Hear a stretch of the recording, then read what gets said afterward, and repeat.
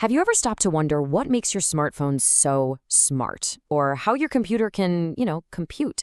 Well, the answer isn't one big, complicated thing. It's actually trillions of tiny little giants, microscopic switches that have completely revolutionized our world.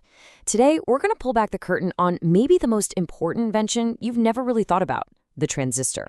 I mean, seriously, how on earth does your phone know to open up an app the second you tap the screen? Or how does a little remote-controlled car know exactly when to hit the gas or make a sharp turn?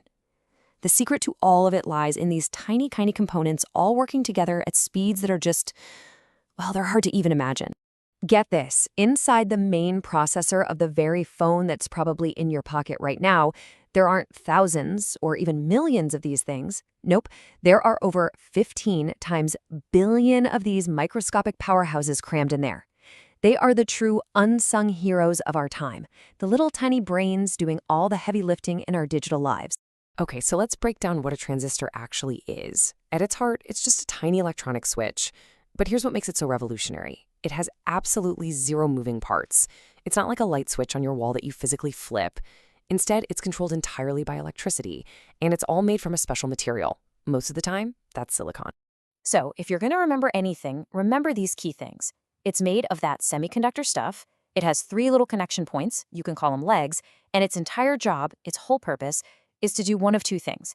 Act like a switch, on, off, or act like an amplifier, making a small signal much bigger. And here's the magic trick. A tiny electrical signal is all it takes to control it. Now, I know that might still sound a little abstract. So to make this crystal clear, let's use a brilliant analogy. For just a second, forget all about electronics and just picture a simple garden hose. Okay, so imagine water flowing through that hose. That's our electricity. Now, if you put a sharp kink in the hose, what happens? The water stops, right? That's our transistor in the off state. But here's the cool part. What if you just use a tiny bit of pressure from your thumb to unkink the hose? Whoosh! A huge stream of water comes rushing out. That tiny little push from your thumb, that's the control signal, and it just flipped the switch to on. And that right there perfectly explains how a transistor works. That little push from your thumb is just like a tiny electrical signal that we send to the transistor's control leg. It's called the base or the gate. And that tiny signal opens the floodgates for a much larger flow of electricity to surge between the other 2 legs. It's all about a small input controlling a huge output. All right, so now that we've got the basic concept down, let's meet the 2 most common types of transistors you'll find out there. You can think of them as 2 specialists, each one a real titan in its own field. So on one side, you've got the BJT, which stands for bipolar junction transistor. This guy's specialty is amplifying.